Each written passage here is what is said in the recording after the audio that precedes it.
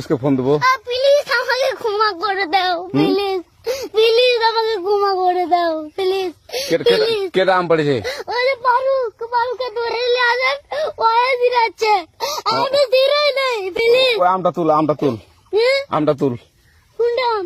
হ্যাঁ এই যে এই জাম, আরে এই যে এই জাম, এই জাম, এই যে এই জাম, ওরা ছিঁড়ে দিছে, আপনি ছিঁড়ে নেই, প্লিজ।